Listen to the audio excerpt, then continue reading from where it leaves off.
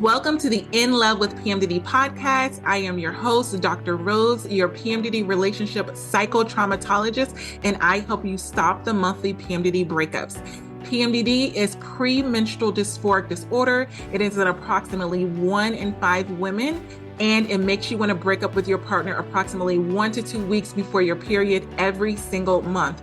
So as someone who has suffered with PMDD for over 18 years, I dedicated my doctorate practice to helping partners navigate those monthly PMDD breakups with everything from attachment styles, triggers, sensitivity to noise, sensitivity to touch, all of the things that you really struggle with when you're in PMDD. And I also dedicated my dissertation to a phenomenological study of the relationship experiences of partners of individuals who suffer with premenstrual dysphoric disorder. So I'm not just here to help the sufferer, the one who is suffering with PMDD. I am here for the partners as well. So if you need those private sessions, make sure you go to inlovewithpmdd.com and get those tools. So let's get into this week's PMDD trauma transformational tools that is going to help you stop the monthly breakups and stop the suffering and stress in your PMDD relationship. Let's get into it.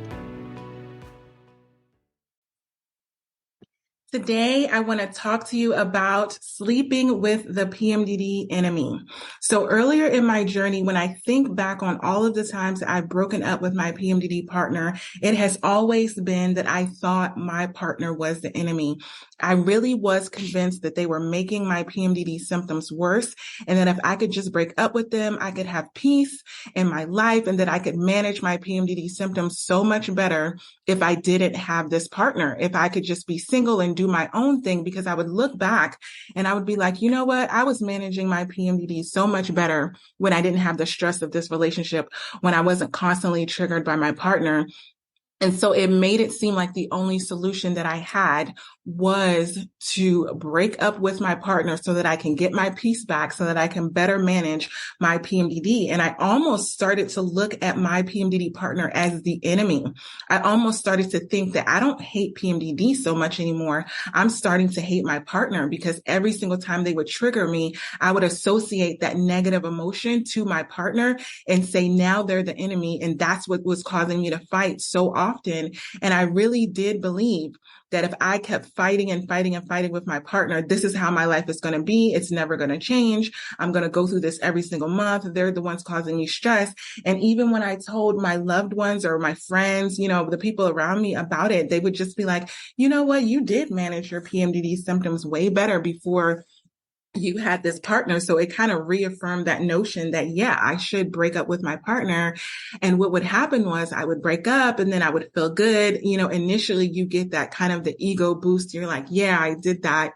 I was supposed to break up with them. I did the right thing. And then the feeling of hatred, of resentment, of bitterness, of all of those things goes away when you come out of PMDD and you're back in your follicular days, you're living your life, you're feeling good, you don't feel those symptoms anymore. And then all of a sudden you go looking for your partner and you're like, well, it wasn't that bad. And you start to rationalize all of these things that they did and said, in your mind. And you're like, oh my gosh, I can't believe I broke up with them because, I really do love them. I really do care about them. I can now see my future with them so much more clear when you don't have that fog of the PMDD symptoms. So what happens when you get those really intense PMDD symptoms? It really fogs everything else that you're going through in your life. It makes everything that you do, everything that you experience more miserable. Right? Because you're like, this is the cause of my pain, and you have multiple symptoms. So insomnia, you're not sleeping well. So I know for me, when I don't sleep well, I tend to be cranky. I see everything just way differently in a more negative light, because I feel like everything is the cause of my suffering. I'm like, oh my gosh, I have to go to the grocery store. Now I'm mad that I have to do these chores, or I see laundry over there, and you just start to get irritated with everything. When you get in PMDD, everything irritates you because you're already irritated. And that's what I want you to understand, is that because we're in that state of experiencing those extreme symptoms, those intense symptoms that we can feel like in our body, in our mind, like there's no area of our life that PMDD doesn't affect. It's not like it's only in our mind and then we don't have any physical symptoms. We have the physical symptoms, the mental symptoms, the psychological symptoms, the emotional symptoms, all of those all at once. And we have them for a long period of time. So 14 days is a long time to be going through those traumatic experiences because your cortisol levels, your stress hormones are not supposed to be high for that long.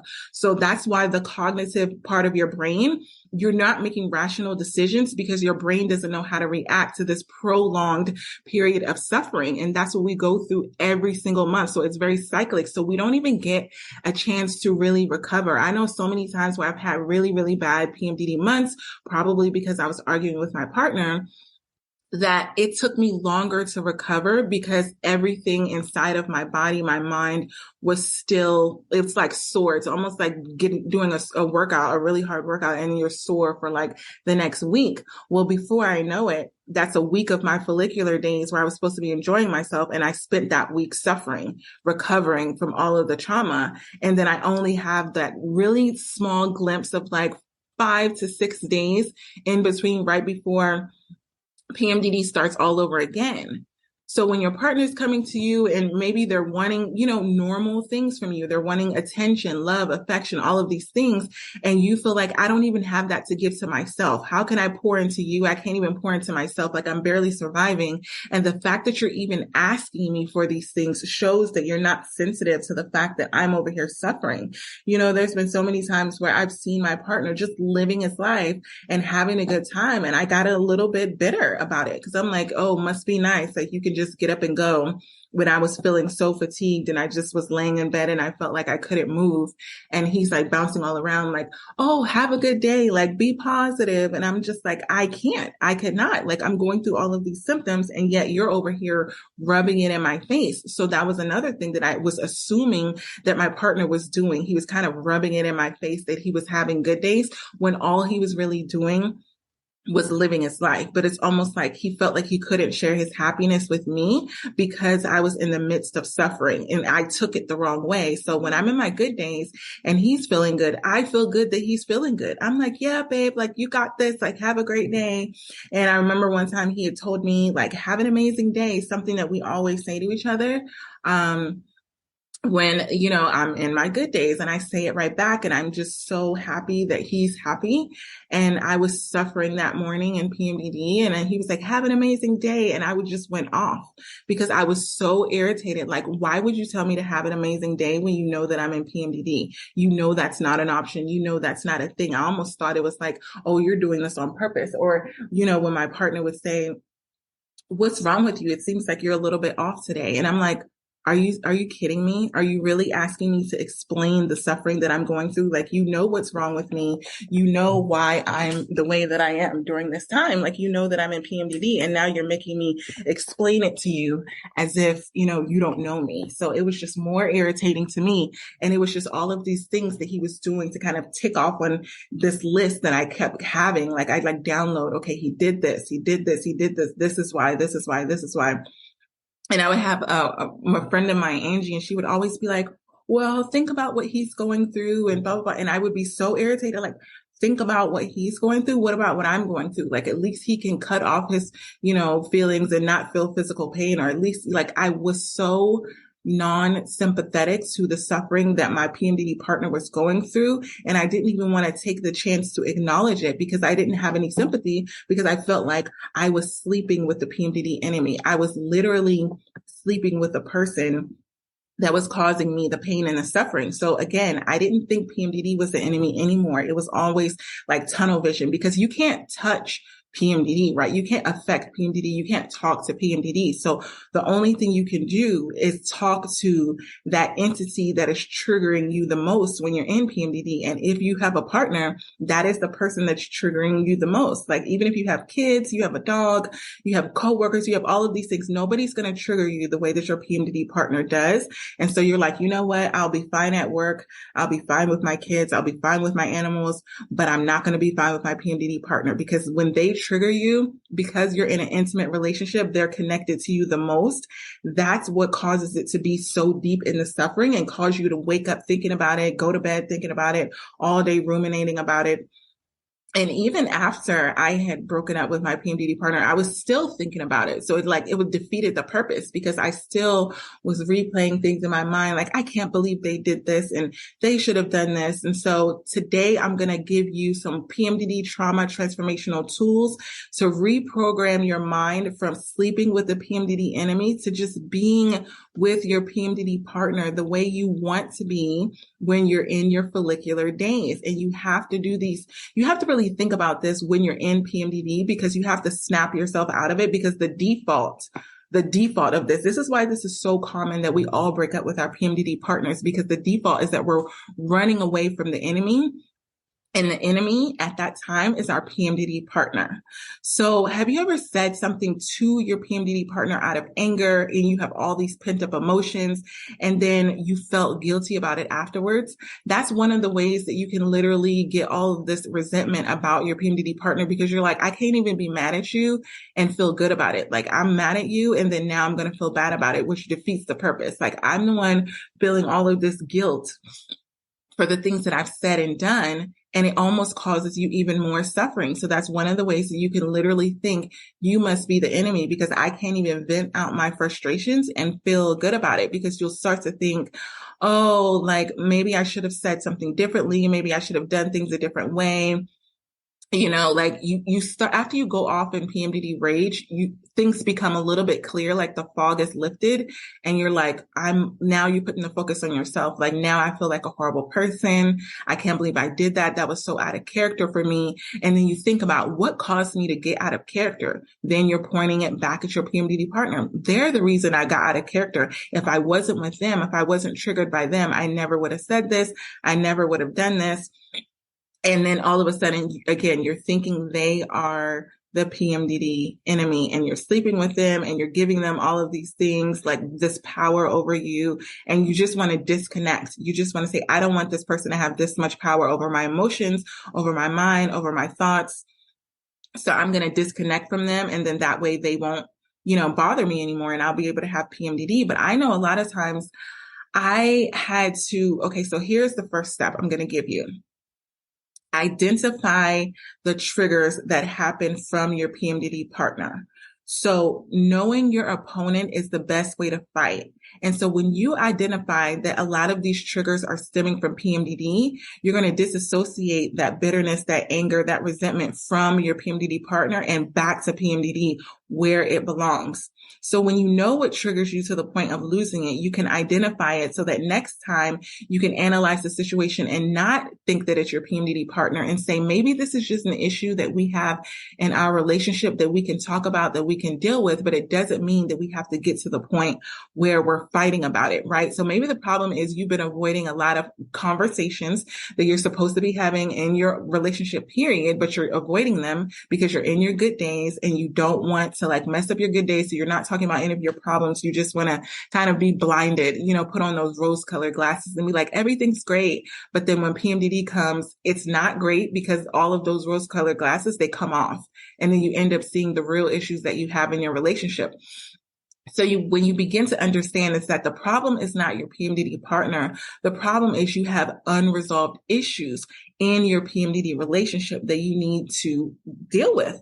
So with a lot of times with my private PMDD clients, what we do is we talk about a lot of the issues that they have when they're not in PMDD, and we go through those sessions. So when we're clearing the fog, we're clearing the air with these deep-rooted issues that you may have. Then when you get into PMDD, you're not really fighting about them because you already have a solution. So what I've learned from my clients is that once you feel like you have a solution to a problem, it's less overwhelming. But if you feel like there's no solution, then you're just like, we're just going to go through the same thing all over again. So we might as well just end the relationship. So that's the first thing. Identify the triggers and find out if those triggers are identified with your partner or if they're actually with your relationship. Because if they're with your relationship, that's something that you can handle. Book a call with me. Go to my website, www.inlovewithpmdd.com, and you can go through, I do PMDD monthly sessions where we go through 2 times a month. I do weekly sessions, however much you need. It's all dependent on that initial session that we have where I really identify, okay, do you have deep-rooted issues with your partner in your relationship that we need to discuss? Or do you just need to get some stuff out and really vent with a person that's going to be able to mediate the situation so it doesn't blow up, right? So many times my presence alone has helped my clients work through a lot of things, because if it was just them, they would end up fighting and arguing. So if you do the same thing and expecting a different result, then that's why you're going to end up in that cycle. And that cycle is going to cause you to want to break up. So the next PMDD trauma transformational tool is to analyze the impact. Think about how you feel after you go off in PMDD rage. Sometimes when you notice how bad your body feels, how bad your mind feels, how worse your PMDD symptoms are after you do those things, you'll be less likely to do them, right? So sometimes when we go off on PMDD rage, it's too late. We're very impulsive. It's like your PMDD partner says something, they trigger you, and you immediately go off. So what we do is we pause and we think about, you ask yourself questions, right? Questions stop you from immediately reacting. Am I acting on impulse out of PMDD rage? Is my decision right to go off on my PMDD partner at this time? How is this going to affect my PMDD partner? How is this going to affect my relationship? But more importantly, how am I going to feel about reacting this way after I do it? Right. So many times we don't think about how we're going to feel after we go off on PMDD rage. We just go off and then we deal with the consequences afterwards. But when you realize you're really hurting yourself by going off on PMDD rage and your partner, because I know for me, there's so much tension in my body. I literally feel sore. I feel like the rage is boiling up within me and I feel sore in my body. Like I just went through like a big fight, literally. And I feel so fatigued because it takes so much energy out of you. When you think about it, when you're in PMDD, you already don't have a lot of energy. So when you're going off on PMDD rage, you're emptying your tank from things that you're going to need. And you're emptying your tank on your PMDD partner, which is you resent them even more for that. Because you're like, now it's like, again, you're the reason I'm fatigued. You're the reason why I can't sleep. Because then you have insomnia because you're up late thinking about everything that you said and did and what's going on in your relationship and the logistics of the breakup. Because like if you live together or if you're married or if you have kids, you have animals, it's like you have to think about all of these things strategically after you make that decision. You're like, I'm going to break up with you. And then you think about, well, that's going to take a lot. Like it's going to take a lot of, okay, where am I going to move? What am I going to do about the kids? What am I do? We're supposed to get married. Like there's so many things that you could be thinking about that you don't have the time or energy to think about when you're in PMDD. Like when you're in PMDD, you need to just be coasting on a very minimal routine. Like you need to have the least amount of things to do when you're in PMDD. You don't need to be thinking about how you're going to pack up your stuff and leave your partner. So the next PMDD trauma transformational tool is to accept your negative emotions about your PMDD, period. Accept your emotions about PMDD. Accept that you hate PMDD. Like I used to be try to be positive about my PMDD and it just didn't work for me, right? Because I'm genuinely a positive person. So I'm like, okay, I'll just take this and be positive about it. And that didn't help me because I was almost fighting against my instincts. I was just like, you know what? At the end of the day, no matter how much I try to put flowers on this and think about the bright side and all of these things, PMDD is horrible. PMDD is horrible. When you literally categorize it like that, PMDD is horrible, then you're not putting the focus on your partner. PMDD is horrible, not your PMDD partner. So sometimes out of ego or like all of these things, we refuse to accept how we truly feel about PMDD because we're like, I don't want to put this on PMDD. I truly have an issue with you. Like there's so many times we get so overwhelmed by our emotions that we just feel it so much in the moment that we're like, no, this is you. This is not PMDD. This is truly how I feel about you. And I've even talked to my friend and I've been like, no, this is really how I feel about him. And she's like, yeah, but it's like when you come out of PMDD, you're not going to feel that way. And I would be trying to convince her, but like, no, I will feel this way because of this. And I would start to mention all of these scenarios about why I really don't want to be with my PMDD partner, wanting to her to support me in that and accept me. But she knows how much I love and adore my PMDD partner when PMDD is not there. So she just can't let me go there. And so she's like that moral compass that I have. So as a coach and I'm dealing with all my PMDD clients, I have someone in my corner that is essentially my coach that's helping me along the way, that kind of pulls me back every single time I'm like, I'm going to break up. And she's like, no, you don't need to do that. And sometimes what a lot of my PMDD private clients have told me, when we go on sessions, when we meet weekly and they're in their good days and they're like, the thing that I need you to do the most for me is when I get into PMDD and we have these sessions, don't let me break up with my PMDD partner. And that accountability has helped so much with their relationship, because now they're not going through the monthly breakups, because when they're in those deep, dark moments, they're having someone that they can vent to and talk to that understands what they're going through, right? Like whenever you're getting help with PMDD relationships, you need to deal with somebody who has PMDD themselves, so they know what it feels like, because there's so many techniques that work for me when I'm not in PMDD, but when I'm in PMDD, I need PMDD specific tools. I need you to know that I really believe these intrusive thoughts right now. Like I'm not playing. I really want to break up. Like that's how serious it is. And I'm like, I get it. I know exactly what you're going through. And then we work through those emotions, and then they get off of the session and they don't even go to their partner with even wanting to break up, because they were able to work through it with me.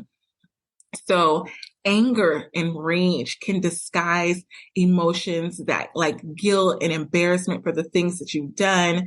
And so there's a possibility that you're suppressing all of this guilt and you're really thinking like, all right, I cannot feel guilty if I get rid of my PMDD partner. I will stop feeling this guilt, this shame, this embarrassment for the things that I've said and done. I can just bury it if I bury the relationship.